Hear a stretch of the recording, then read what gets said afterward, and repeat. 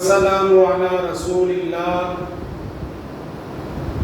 وعلى آله وأصحابه عباد الله أما بعد فقد قال الله تعالى في كلامه القديم الفرقان المجيد أعوذ بالله من الشيطان الرجيم بسم الله الرحمن الرحيم يا أيها الذين آمنوا اتقوا الله حق تقاته ولا تموتن إلا وأنتم مسلمون صدق الله العظيم. عن أبي ذر رضي الله عنه أنه قال قال رسول الله صلى الله عليه وسلم اتق الله حيثما كنت وأتبع السيئة الحسنة تمحوها وخالق الناس بخلق حسن أو كما قال عليه الصلاة والسلام صدق النبي صلى الله عليه وسلم. அளவற்ற அருளாளன் நிகரற்ற நிறைந்த அன்பாளன் எல்லாம் வல்ல அல்லாஹுவின் திருப்பெயரை போற்றி அகில உலகத்திற்கு அற்கொடையாக அருளப்பட்ட அண்ணல் நபிகள் நாயகம் ஸல்லல்லாஹு அலைஹி வஸல்லம் அவர்களை போற்றி எனதுரையை ஆரம்பம் செய்கின்றேன். அன்பிற்கினிய அல்லாஹுவின் நல்லடியார்களே, எல்லாம் வல்ல அல்லாஹ் அல் குர்ஆனிலே சொல்லி காட்டுகின்ற பொழுது அவன் இப்படி சொல்லி காட்டுவான், யா அய்யுஹல்லதீன ஆமனுத்தகுல்லாஹ ஹக்க துகாத்தி. இறை நம்பிக்கையாளர்களே, நீங்கள் இறைவனை அவனை எப்படி அஞ்ச வேண்டுமோ அப்படி அஞ்சு கொள்ளுங்கள். வலா தமூதுன்ன இல்லா வஅன்தும் முஸ்லிமூன். நீங்கள் முஸ்லிம்களாகவே அன்றி நீங்கள் மரணிக்க கூடாது, மரணிக்க வேண்டாம் என்பதை எல்லாம் வல்ல அல்லாஹ் அல் குர்ஆனிலே சொல்லி காட்டுகிறான். அன்பிற்கினிய அல்லாஹ்வின் நல்லடியார்களே, நபி ஸல்லல்லாஹு அலைஹி வஸல்லம் அவர்கள் தமது தோழர் அபூ தர் ரலியல்லாஹு அன்ஹு அவர்களுக்கு வசியத் செய்கின்ற பொழுது, உபதேசம் செய்கின்ற பொழுது முத்தான அழகிய 3 வார்த்தைகளில் அழகிய ஒரு உபதேசத்தை ஸல்லல்லாஹு அலைஹி வஸல்லம் அவர்கள் செய்வார்கள். ஹாலலி ரசூலுல்லாஹ் ஸல்லல்லாஹு அலைஹி வஸல்லம், ஸல்லல்லாஹு அலைஹி வஸல்லம் அவர்கள் எனக்கு சொன்னார்கள், எனக்கு உபதேசம் கூறினார்கள். முதலாக ஸல்லல்லாஹு அலைஹி வஸல்லம் அவர்கள் சொல்லுகின்ற பொழுது, இத்தகில்லாஹ், நீர் இறைவனை அஞ்சிக் கொள்ளும். ஹைதுமா குந்த, நீர் எங்கிருந்த போதிலும். வேறொரு ரிவாயத்தில் வருகின்ற பொழுது ஐனமா குந்த என்றும் வருகிறது. நீர் எப்படி இருந்த போதிலும் அல்லது எங்கிருந்த போதிலும் நீர் இறைவனை அஞ்சிக் கொள்வீராக என்று நபி ஸல்லல்லாஹு அலைஹி வஸல்லம் அவர்கள் சொல்லுவார்கள். சொல்லிவிட்டு இரண்டாவது அட்வைஸாக, வசியத்தாக, உபதேசமாக ஸல்லல்லாஹு அலைஹி வஸல்லம் அவர்கள் சொல்லுகின்ற பொழுது, வ அத்பிஇஸ் ஸய்யிஅத்தல் ஹஸனத தம்ஹுஹா. நீர் ஒரு பாவத்தை செய்கின்ற பொழுது, ஒரு தவறை செய்கின்ற பொழுது, அந்த தவறை பின்தொடர்ந்து சற்றும் தாமதிக்காமல் தவறுக்கு பின்னாக அந்த தவறை, அந்த பாவத்தை அழித்தொழிக்கக்கூடிய ஒரு நன்மையை புரிவீராக. ஸல்லல்லாஹு அலைஹி வஸல்லம் அவர்கள் சொல்றாங்க. மூன்றாவது, நபி ஸல்லல்லாஹு அலைஹி வஸல்லம் அவர்கள் சொல்லுகின்ற பொழுது, வஹாலித்தின் நாஸ பிஹுலுகின் ஹஸனின், நீர் மக்களோடு பழகுகின்ற பொழுது, மக்களோடு உறவாடுகின்ற பொழுது நற்குணத்தோடு நீர் பழகுவீராக, நீர் உறவாடுவீராக, நடந்து கொள்வீராக என்று என் பெருமான் ஸல்லல்லாஹு அலைஹி வஸல்லம் அவர்கள் தமது தோழர் அபூதர் அவர்களுக்கு அழகிய இந்த அறிவுரையை பகர்வார்கள். இந்த சஹீஹான ஹதீஸ் திர்மிதியில பதிவு செய்யப்பட்டிருக்கிறது, தாரமியில் பதிவு செய்யப்பட்டிருக்கிறது, அஹ்மதுல பதிவு செய்யப்பட்டிருக்கிறது. இது ஒரு ஹதீஸ். இன்னொரு சந்தர்ப்பத்தில் நபி ஸல்லல்லாஹு அலைஹி வஸல்லம் அவர்கள் இதே அட்வைஸை, இதே வசியத்தை முஆத் இப்னு ஜபல் ரலியல்லாஹு அன்ஹு அவர்களுக்கும் இப்படியே சொல்லுவார்கள். முஆத் இப்னு ஜபல் ரலியல்லாஹு அன்ஹு அவர்கள் அல்லாஹ்வின் தூதரிடத்திலே, யா ரசூலல்லாஹ் ஔசினி, இறைவனின் தூதர் அவர்களே, எனக்கு நீங்கள் வசியத் செய்யுங்கள், எனக்கு நீங்கள் உபதேசம் செய்யுங்கள் என்று சொன்ன பொழுது, கால ரசூலுல்லாஹி ஸல்லல்லாஹு அலைஹி வஸல்லம், ஸல்லல்லாஹு அலைஹி வஸல்லம் அவர்கள் சொல்லுவார்கள், இத்தகில்லாஹ ஹைதுமா குன்த, அல்லது ஐனமா குன்த, ரெண்டுமே வருகிறது.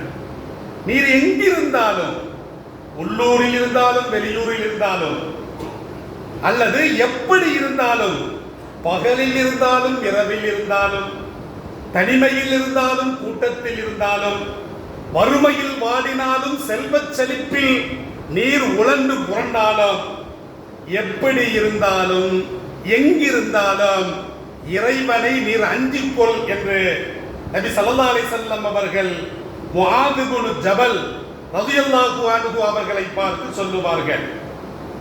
திரும்ப முஆத் இப்னு ஜபல் ஸல்லல்லாஹு அலைஹி வஸல்லம் அவர்களிடத்தில், ஜித்னி, இன்னும் அதிகமாக உங்களிடமிருந்து உபதேசத்தை எதிர்பார்க்கிறேன், இன்னும் எனக்கு அதிகமாக உபதேசம் செய்யுங்கள் என்று முஆத் இப்னு ஜபல் ஸல்லல்லாஹு அலைஹி வஸல்லம் அவர்களிடத்திலே கேட்ட பொழுது, ஸல்லல்லாஹு அலைஹி வஸல்லம் அவர்கள் திரும்ப இரண்டாவது உபதேசமாக, அதிபி ஸய்யிஅத்தல் ஹஸனத தம்ஹுஹா, ஒரு தீமையை செய்த பொழுது சற்றும் தாமதிக்காமல் அந்த தீமையை, அந்த பாவத்தை அழிக்கக்கூடிய ஒரு நன்மையை புரிவீராக என்று ஸல்லல்லாஹு அலைஹி வஸல்லம் அவர்கள் சொல்லுவார்கள். ஜித்னி யா ரசூலல்லாஹ், அல்லாஹ்வின் தூதர் அவர்களே, இன்னும் அதிகமாக உங்களிடமிருந்து உபதேசத்தை எதிர்பார்க்கிறேன் என்று கேட்ட பொழுது ஸல்லல்லாஹு அலைஹி வஸல்லம் அவர்கள் சொல்லுவார்கள், காலித்தின் நாஸ பிஹுலுகின் ஹஸனின், மக்களோடு நடந்து கொள்ளுகின்ற பொழுது இங்கிதமாக நடந்து கொள்வீராக, நயமாக நடந்து கொள்வீராக, நற்குணத்தோடு நடந்து கொள்வீராக என்று என் பெருமான் ஸல்லல்லாஹு அலைஹி வஸல்லம் அவர்கள் சொல்லுவார்கள். கண்ணியமிக்கவர்களே, அப்ப ஸல்லல்லாஹு அலைஹி வஸல்லம் அவர்கள் இந்த ஒரே அட்வைஸை இரண்டு சஹாபிகளுக்கு ஒரே விதமாக சொல்லுவார்கள். அப்ப ஸல்லல்லாஹு அலைஹி வஸல்லம் அவர்கள் இந்த ஹதீஸ்ல மூன்று அட்வைஸ், மூன்று வார்த்தைகளில் இந்த மார்க்கத்தை கற்றுக் கொடுத்தார்கள். ஒட்டுமொத்த இந்த மார்க்கத்தையே கற்றுக் கொடுத்தார்கள். ஸல்லல்லாஹு அலைஹி வஸல்லம் அவர்கள் சொல்லுகின்ற பொழுது, அன ஊதீது ஜவாமி அல் கலிம், ஜவாமிஉல் கலிம், அதாவது வார்த்தை சுருக்கம், தத்துவங்கள் ஏராளமாக இருக்கும். இதற்கு பெயர் தான் ஜவாமிஉல் கலிம். நான் அப்படிப்பட்ட அந்த ஜவாமிஉல் கலிம் கொடுக்கப்பட்டிருக்கிறேன். நான் குறைவான சொல்லை சொல்லுவேன், அதிலே நிறைவான பல ஆழமான கருத்துக்கள் அடங்கியிருக்கும் என்று ஸல்லல்லாஹு அலைஹி வஸல்லம் அவர்கள் சொல்லுவார்கள். அந்த அடிப்படையில் பார்க்கின்ற பொழுது இந்த நபி மொழி என்பது ஜவாமிஉல் கலிம், மூன்றே வார்த்தைகளில் ஒட்டுமொத்த இந்த உலகத்தை ஸல்லல்லாஹு அலைஹி வஸல்லம் அவர்கள் கற்றுத் தருவார்கள். மூன்றே உபதேசங்களில் ஸல்லல்லாஹு அலைஹி வஸல்லம் அவர்கள் ஒட்டுமொத்த இந்த தீனை, இந்த ஷரீஆவை, இந்த மார்க்கத்தை என் பெருமான் ஸல்லல்லாஹு அலைஹி வஸல்லம் அவர்கள் இந்த மூன்றே வார்த்தைகளில், இந்த மூன்றே உபதேசங்களில் ஸல்லல்லாஹு அலைஹி வஸல்லம் அவர்கள் கற்றுத் தந்து விடுவார்கள். கண்ணியமிக்கவர்களே, இந்த ஹதீஸ்ல பார்க்கும் பொழுது ஸல்லல்லாஹு அலைஹி வஸல்லம் அவர்கள் இறைவனுக்கு செய்ய வேண்டிய கடமைகளை சொன்னார்கள், மக்களுக்கு செய்ய வேண்டிய கடமைகளை சொன்னார்கள். அப்ப இறைவனுக்கு செய்ய வேண்டிய கடமை என்ன? இத்தகில்லா, நீர் இறைவனுக்கு செய்ய வேண்டிய முதன்மையான கடமை. இமாம் அவர்கள் குதுபாவில் ஓதுகின்ற பொழுது குர்ஆன் வசனத்தை சொல்வதற்கு முன்னால், நபிமொழிகளை சொல்வதற்கு முன்னால், துஆ செய்வதற்கு முன்னால் அவர் குதுபாவிலே மக்களை பார்த்து என்ன சொல்வார் தெரியுமா?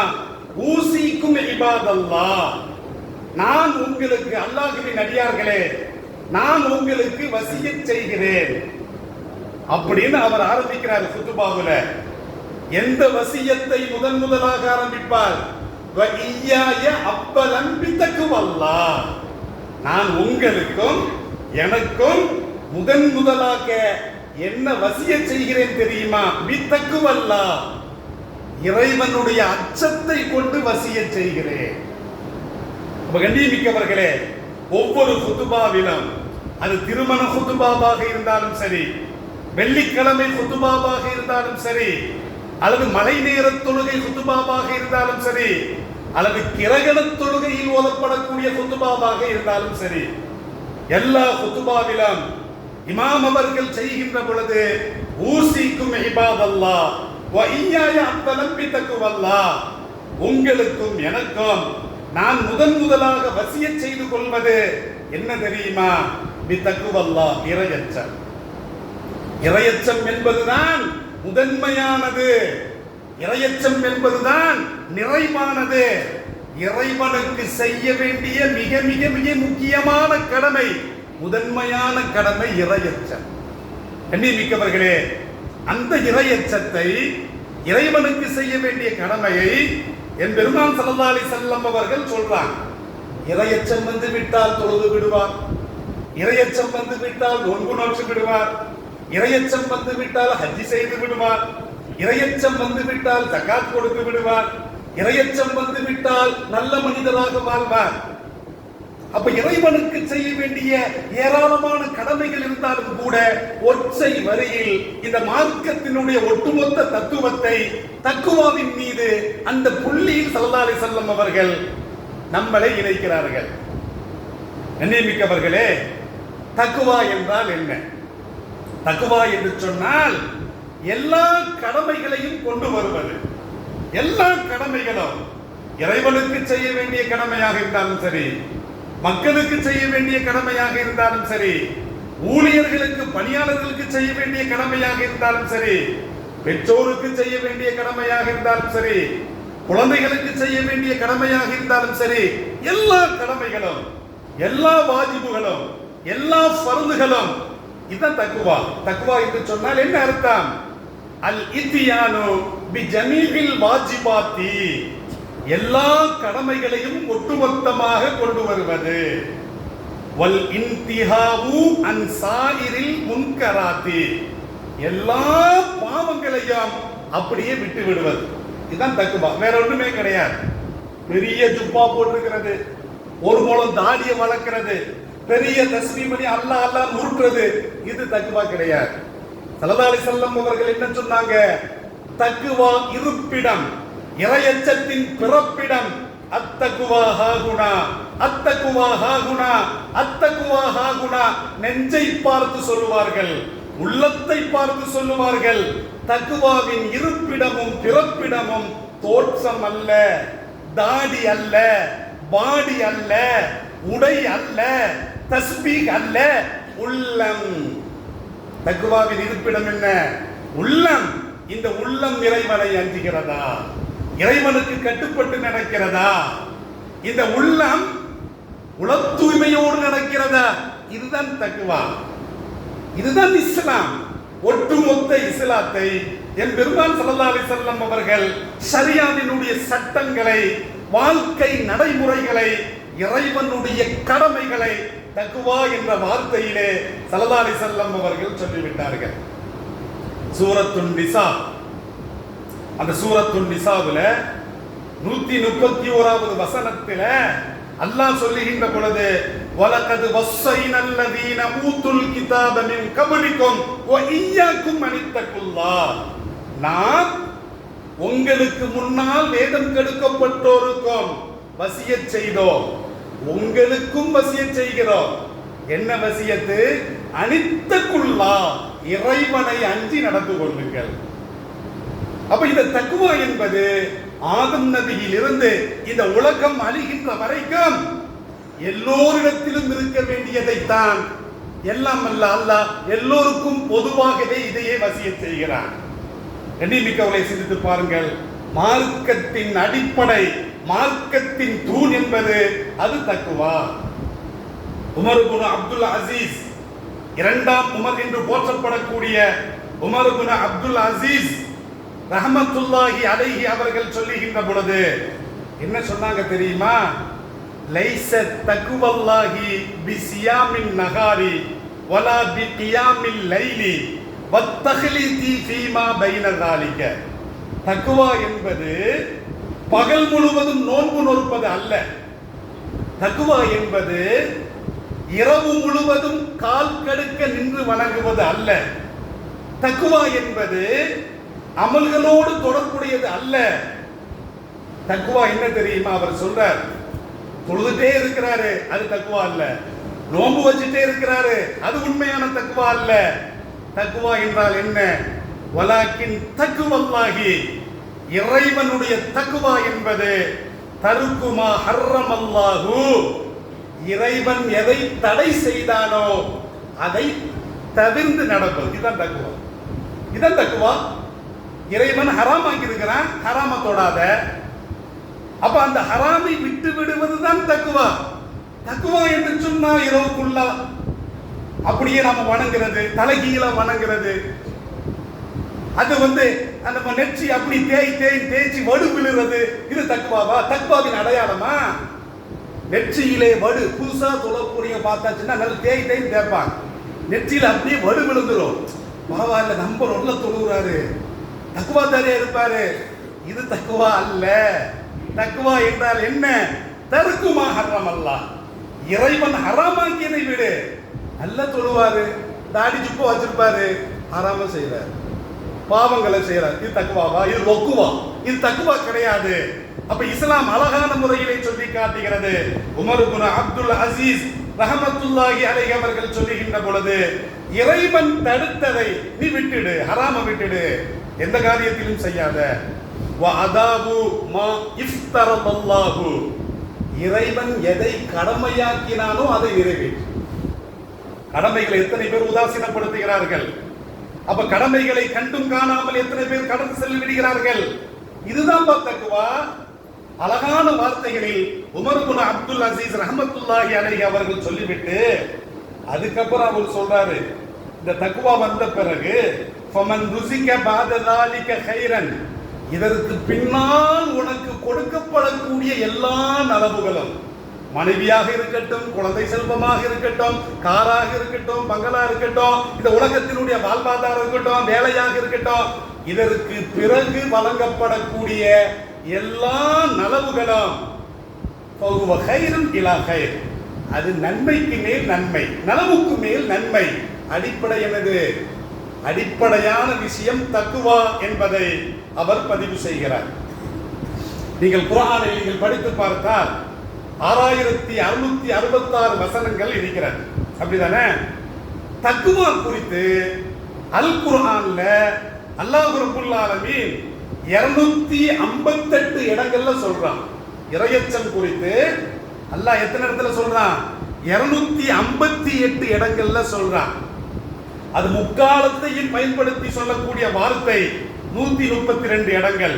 இத்தகுல்லா வத்தகுல்லா என்று காலத்தை பயன்படுத்தி அல்லது ஏவலாக்க அல்லது வருங்காலத்தை பற்றியோ நிகழ்காலத்தை பற்றியோ எதிர்காலத்தை பற்றியோ அல்ல இந்த வார்த்தைகளில் தக்குவா குறித்து 132 இடங்களில் அல் குர்ஆனிலே அல்லாஹ் ரப்பல் ஆலமீன் பேசுகிறான். வெறும் தக்குவான் இருக்கா இல்லையா, தக்குவா இறையச்சம். இந்த தக்குவா சம்பந்தமாக அல் குர்ஆன்ல அல்லாஹ் ரப்பல் ஆலமீன் 126 இடங்கள்ல சொல்றான். அப்ப கண்ணியமிக்கவர்களே, அப்ப இந்த தக்குவா உடைய முத்தகீன்கள் இறையச்சம் உடையவர்களை 40 வசனங்கள்ல அல்லாஹ் ரப்பல் ஆலமீன் அல் குர்ஆனிலே புகழ்ந்து பேசுகிறான்.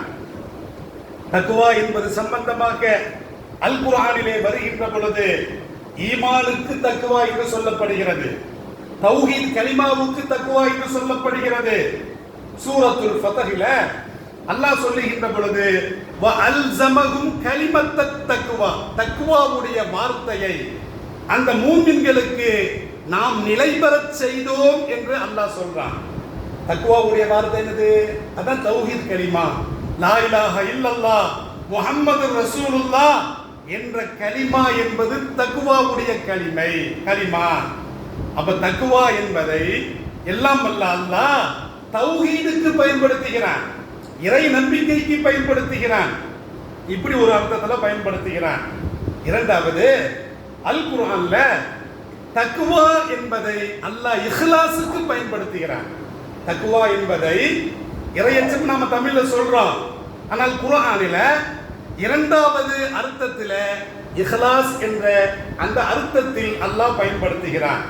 சூரத்துல் ஹஜ்ஜில 32வது ஆயத்தில அல்லாஹ் சொல்லுகின்ற பொழுது வமன் யுஅல்லிம் ஷஆயிரல்லாஹ், யார் அல்லாஹ்வுடைய நினைவு சின்னங்களை மேன்மைப்படுத்துகிறாரோ ஃபஇன்னஹா மின் தக்வல் குலூப், அந்த உள்ளங்கள் இஹ்லாஸான உள்ளங்கள் அப்படின்னு அல்லாஹ். தக்வா அப்படின்னா அந்த உள்ளம் இஹ்லாஸான உள்ளம், மன தூய்மையான உள்ளம் என்று தக்வா என்ற அந்த வார்த்தையை அல்லாஹ் இஹ்லாஸ் என்ற அர்த்தத்திற்கு பயன்படுத்துகிறான். மூன்றாவது குர்ஆன்ல தக்வா என்பதை அல்லாஹ் இபாதத் வணக்கத்திற்கு பயன்படுத்துகிறான். அத்தாஅத் இறைவனுக்கு கட்டுப்பட்டு நடப்பதையும் அல்லாஹ் அந்த வார்த்தையில் பயன்படுத்துகிறான். சூரத்து ஷுஆரா அதிலே 106வது வசனம் அல்லாஹ் பேசுகின்ற பொழுது இது கால லஹும் அஹூஹும் நூஹ், அவர்களுடைய சகோதரர் நூஹ் அலைஹிஸ்ஸலாத்து வஸலாம் அந்த மக்களுக்கு சொன்ன பொழுது, நபியே நீர் நினைத்து பார்ப்பீராக, அலா தத்தகூன், அவர் என்ன சொன்னாரு? அப்ப நீங்கள் எனக்கு கட்டுப்பட்டு நடக்க வேண்டாமா? எனது சொல் பேச்சை நீங்கள் கட்டுப்பட்டு நடக்க வேண்டாமா? அப்ப கட்டுப்பட்டு நடப்பதில், வழிபட்டு நடப்பதில் தக்வா என்ற அந்த வார்த்தையையும் எல்லாம் வல்ல அல்லாஹ் குர்ஆனில் பயன்படுத்துகிறான். நான்காவது, தக்வா என்பதற்கு அச்சம், பயம் என்ற அந்த வார்த்தையையும் எல்லாம் வல்ல அல்லாஹ் குர்ஆனில் பயன்படுத்துகிறான். வலகது வஸ்ஸைனல் லதீன ஊதுல் கிதாப மின் கப்லிக்கும் வ இய்யாக்கும் அனித்தகுல்லாஹ், சூரத்துன் நிசாவுல் அல்லாஹ் சொல்லுகின்ற பொழுது, நாம் உங்களுக்கு முன் வேதம் கொடுக்கப்பட்டோருக்கும் உங்களுக்கும் நாம் வசியச் செய்கிறோம், அனித்தகுல்லாஹ், இறைவனை அஞ்சி நடந்து கொள்ளுங்கள். கஷியத், கஷியத்னா பயம், அச்சம். அப்ப இறைவனை பயந்து நடந்து கொள்ளுங்கள் என்ற அர்த்தத்திலும் எல்லாம் வல்ல அல்லாஹ் அல் குர்ஆனிலே இந்த அர்த்தத்திற்கும் பயன்படுத்துகிறான். அஞ்சாவது ஒரு அர்த்தத்துக்கு பயன்படுத்துறான். என்ன அர்த்தம் அப்படின்னா, தக்வா என்பது பாவத்தை கைவிடுவது, பாவத்தை விட்டு விடுவது. இந்த வார்த்தைக்கும் எல்லாம் வல்ல அல்லாஹ் குர்ஆனில் பயன்படுத்துகிறான். வாத்துல் புயூத மின் அபுவாபிஹா வத்தகுல்லாஹ், நீங்கள் உங்களுடைய இல்லங்களுக்கு வருகின்ற பொழுது புறவாசல் வழியாக வராதீர்கள், நேர் வழியாக வாருங்கள். வத்தகுல்லாஹ் அப்படின்னா நீங்கள் பாவத்தை விட்டு விடுங்கள், அல்லாஹ்வுடைய அச்சத்தின் மூலமாக நீங்கள் பாவத்தை விட்டு விடுங்கள். இப்படி குர்ஆன்ல தக்வா என்ற அந்த வார்த்தைக்கு 5 விதமான அந்த அர்த்தங்களில் எல்லாம் வல்ல அல்லாஹ் அல் குர்ஆனிலே பயன்படுத்துகிறான். ஆனால் இன்னொரு வார்த்தையும் பயன்படுத்துகிறான். தக்வா என்பது தௌபா. தௌபா என்ற அந்த வார்த்தைக்கும் பயன்படுத்துகிறான். வலவ் அன்ன அஹ்லல் குரா ஆமனு வத்தகௌ, அந்த கிராமவாசிகள் ஈமான் கொண்டு அப்ப அவர்கள் தௌபா செய்தால், தங்களுடைய பாவத்திலிருந்து அவர்கள் தௌபா செய்தால், லஃபதஹ்னா அலைஹிம், அவர்களின் மீது இந்த உலகத்தினுடைய வளங்களை நாம் திறந்து விடுவோம் என்று எல்லாம் வல்ல அல்லாஹ் அல் குர்ஆனிலே சொல்லி காட்டுகிறார். இந்த தக்வா என்பது மிக முக்கியமானது. தக்வாவினுடைய இந்த 3 வகையாக இருக்குது. ஒன்று பொதுவான தக்குவா, அதற்கு தக்குவல் அவாம், பொதுவாக பயப்படுறது. பொதுவாக பயப்படுறது அப்படின்னா அது என்ன அர்த்தம் அப்படின்னா, தருக்குல் முஹர்ரமாத்தி ஹௌஃபம் மினல் இகாபி, பாவம் செஞ்சா இறைவன் தண்டிப்பான் என்று பயந்து பாவத்தை விடுவது. இது பொதுவானது, இது எல்லோரும் செயல்படுத்தக்கூடியது. இரண்டாவது தக்குவல் ஹவாஸ், பிரத்யேகமானது. தக்வாவில் பிரத்யேகமானது. பிரத்யேகமான தக்வா அப்படின்னா அது என்ன தெரியுமா? ஒவ்வொரு தருக்கு சுபுஹாத், நமக்கு சந்தேகம் என்று ஒன்று வருகிறது. வெளியூருக்கு போறோம், பாய் ஹோட்டலா இருக்குது, பாய்க்கு எங்க இருந்து கறி வருதுன்னு தெரியாது, பாய்க்கு பேயிலிருந்து வருதா வேற யாரும் கொடுக்குறானா தெரியாது. அப்போ ஒரு சந்தேகம் வந்துருச்சுன்னா அது பாய் ஹோட்டலா இருந்தாலும் சரி தான், பேய் ஹோட்டலா இருந்தாலும் சரி சாப்பிடக்கூடாது. சந்தேகம் வந்து விட்டால் இது தக்குவாவில் அடுத்த கட்டம், தக்குவல் ஹவாஸ், பிரத்யேகமான இந்த தக்குவா. மூன்றாவது தக்குவா ஹவாசுல் ஹவாஸ், ரொம்பவும் மிக மிக முக்கியமான தக்குவா, ஆழமான தக்குவா. அதுக்கு என்ன தெரியுமா? ஆகுமானவைகளை கூட சில நேரங்களை விட்டுறது. ஆகுமானவைகள்ல கூட ஸல்லல்லாஹு அலைஹி வஸல்லம் அவர்கள் கடந்து சென்ற பொழுது ஒரு பேரித்தங்கனி ஒன்று இருந்தது. ஸல்லல்லாஹு அலைஹி வஸல்லம் என்ன சொல்லுவாங்க?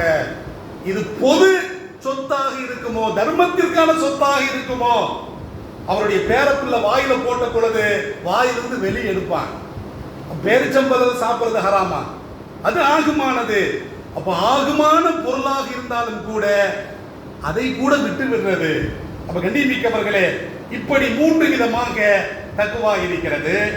தக்வாவை நாம் பார்க்கின்ற பொழுது ஒரு மனுஷன் முஸ்லிம் ஆயிட்டான், அப்ப முஸ்லிம் ஆயிட்டான்னா குஃப்ரிலிருந்து வெளியே வந்து விட்டான் என்று சொன்னால் அவன் இஸ்லாத்தினுடைய அந்த அந்தஸ்தை அடைந்து விட்டான். இது ஒண்ணு. ஒரு மனுஷன் பாவமான தடுக்கப்பட்ட அந்த காரியங்களிலிருந்து அவன் விலகிவிட்டால் தௌபா என்ற நிலையை அடைந்து விட்டான். மூன்றாவது, சந்தேகமானதையும் ஒரு மனிதன் விட்டு விட்டான் என்று சொன்னால் அவன் பேணுதல் நிலைக்கு வந்து விட்டான். சந்தேகமானதை விடுறது பேணுதலான ஒரு காரியம். நான்காவது, ஆகுமானதையும் சில நேரங்களில் விட்டுவிட வேண்டும். அப்படி விட்டு விடுவது அது இந்த உலகத்தின் மீது பற்று கிடையாது என்று அர்த்தம். அப்ப இந்த உலகத்தின் மீது அவனுக்கு பற்று இல்லை. ஐந்தாவது என்ன அப்படின்னா, ஒரு மனுஷனுடைய கல்புல அல்லாஹுவை தவிர வேறு யாருக்குமே இடம் இருக்கக்கூடாது. இந்த கல்புல தக்குவா இருக்கக்கூடிய இந்த கல்புல யாருக்கு இடம் இருக்கணும்? அல்லாஹுவிற்கு இடம் இருக்க வேண்டாம். அப்படி ஒரு மனிதன் வாழ்ந்தால் இறைவனை அவன் நேரடியாக பார்ப்பதை போன்று நம்மை உலகத்துல பார்க்க முடியாது. அப்ப இறைவன் நம்மை பார்த்து கொண்டிருக்கிறான் என்ற நிலையில் அவள் மாறுகின்றான். ஸல்லல்லாஹு அலைஹி வஸல்லம் அவர்கள் சொல்லுவாங்க, இரண்டாவது சொல்லுகின்ற பொழுது தீமைக்கு பிறகு நன்மையை செய்வீராக என்று ஸல்லல்லாஹு அலைஹி வஸல்லம் அவர்கள் சொல்லுவாங்க. ஒரு மனுஷர் ஸல்லல்லாஹு அலைஹி வஸல்லம் இடத்துல வந்து, அல்லாஹ்வின் தூதர் அவர்களே, நான் ஒரு பாவம் செஞ்சிட்டேன் அப்படிம்பார். என்னையா பாவம் செஞ்ச? ஒரு பெண்ணுக்கு முத்தம் கொடுத்துட்டேன். ஆமா, அந்த நேரத்தில் அல்லாஹ் குர்ஆன்ல ஒரு வசனத்தை இறக்கலாம், வாக்கிமி ஸலாத தரஃபை நஹாரி வ ஸுலஃபம் மினல் லைலி. இந்த வசனத்தை அல்லாஹ் இறக்கி வைக்கிறான். 11வது சூராவில் இது வருகிறது. அப்ப பகலினுடைய 2 ஓரங்களிலும் அப்ப தொழுகையை நிலைநிறுத்துவீராக, அப்ப இரவினுடைய சில பகுதிகளிலும் தொழுகையை நிலைநிறுத்துவீராக என்று அல்லாஹ் சொல்லிவிட்டு, இன்னல் ஹசனாத்தி யுذஹிபுன ஸய்யிஆத், நன்மை என்பது பாவத்தை போக்கி விடுகிறது. ஸல்லல்லாஹு அலைஹி வஸல்லம் சொல்லுவாங்க, தொழு, நீ இதுக்கு முன்னால ஒரு பாவம் செஞ்ச, ஒரு பெண்ணை முத்தம் கொடுத்த, அது பாவம். இந்த தொழுகையின் மூலமாக அந்த பாவம் அழிக்கப்படுகிறது என்று ஸல்லல்லாஹு அலைஹி வஸல்லம் அவர்கள் சொல்றாங்க. மூன்றாவது, மக்களிடத்திலே நல்ல விதமாக நற்குணத்தோடு நடந்து கொள்ள வேண்டும். ஒரு மனிதன் தொழுகையாளியுடைய அந்தஸ்தை விட நோன்பாளி எனும் அந்தஸ்தை விட சிறந்த அந்தஸ்தை ஒரு மனிதன் எப்போது பெறுகிறான் என்று சொன்னால் அவனுடைய நன்னடத்தை, அவனுடைய நற்குணத்தின் மூலமாகத்தான் அந்த பதவியை அடைகிறான். கண்ணியமிக்கவர்களே, உயர்ந்த தர்ஜா தொழுகை இல்லாத கிடைக்காத உயர்ந்த தர்ஜா, நோன்பின் மூலமாக கிடைக்காத உயர்ந்த தர்ஜா எதுல கிடைக்கிறது? நற்குணத்தின் மூலமாகத்தான் கிடைக்கிறது. ஸல்லல்லாஹு அலைஹி வஸல்லம் அவர்கள் சொல்லுகின்ற பொழுது, ஈமான் கொண்டவர்களில் பரிபூர்ணமான ஈமான் உடையவர்கள் அஹ்ஸனுஹும் குலுக்கன், நற்குணம் உடையவர். சில பேரை பார்த்தா இஞ்சி தின்ன குரங்குமா இருக்கும், பேசவே மாட்டான், சிரிக்கவே மாட்டான். அப்ப கண்ணியமிக்கவர்களே, பெரிய தொழுகையாளியா இருப்பான், மூஞ்ச பார்த்தா உம்முன்னு இருக்கும். இது இஸ்லாத்துல கிடையவே கிடையாது. பரிபூர்ணமான ஈமானுடைய தன்மை நற்குணம். ஸல்லல்லாஹு அலைஹி வஸல்லம் அவர்கள் சொல்றாங்க, உன் சகோதரனை பார்த்து புன்முறுவல் கூர்ப்பதும் தர்மம். மென்மையாக நடப்பது, சாந்தமாக நடப்பது, சகிப்புத்தன்மையோடு நடப்பது, மன்னித்து விடுவது, இதுதான் நற்குணம். இந்த நற்குணத்தை என் பெருமான் ஸல்லல்லாஹு அலைஹி வஸல்லம் அவர்கள் சொல்றாங்க, இப்படிப்பட்ட நற்குணத்தோடு ஒருவர் நடந்தால் சொர்க்கத்தின் உயர்ந்த தரஜாவை, ஜன்னத்துல் ஃபிர்தௌஸை அவருக்கு நான் பொறுப்பேற்றுக் கொள்கிறேன். எது கிடைக்கும்? தொழுதா கிடைக்குமா? நோன்பு வச்சா கிடைக்குமா? ஸல்லல்லாஹு அலைஹி வஸல்லம் அவர்கள் எதுக்கு சொல்றாங்க? நற்குணத்தோடு ஒருவர் நடந்தால் அகலல் ஜன்னா, சொர்க்கத்தில் உயர்ந்த தரஜா என்னது? ஜன்னத்துல் ஃபிர்தௌஸ், ஜன்னத்துல் ஃபிர்தௌஸுக்கு நான் பொறுப்பேற்றுக் கொள்கிறேன் என்று என் பெருமான் ஸல்லல்லாஹு அலைஹி வஸல்லம் அவர்கள் சொல்லுவார்கள். 3 வார்த்தைகளில் உலகத்தை கற்றுத் தந்து விட்டார்கள், மார்க்கத்தை கற்றுத் தந்து விட்டார்கள், மனித நேயத்தை கற்றுத் தந்து விட்டார்கள். எல்லாத்தையுமே இந்த 3 வார்த்தைகளில் என் பெருமான் ஸல்லல்லாஹு அலைஹி வஸல்லம் அவர்கள் கற்றுத் தந்து விட்டார்கள். எனவே இந்த 3 அறிவுரை அபூதருக்கு மாத்திரம் சொந்தம் அல்ல, முஆது பின் ஜபலுக்கு மாத்திரம் சொந்தம் அல்ல, எல்லோருக்கும் சொந்தமானது. நாமும் இந்த 3ஐயும் கடைபிடித்து, இன்றைக்கு சிறுவர் தினம். அப்ப கண்ணியமிக்கவர்களே, சிறுவர்களுக்கு இது ஒரு மெசேஜாக சொல்றோம். சிறுவர்களிடத்திலும் இந்த 3 தன்மைகள் வந்தால் நாளை அவர்கள் பெரியவர்களாக வாழ்வார்கள், வளர்வார்கள். எல்லாம் வல்ல இறைவன் இப்படி வாழ்வதற்கு தௌஃபீக் செய்வானாக. வாஹிர் தஅவானா அல்ஹம்துலில்லாஹ்.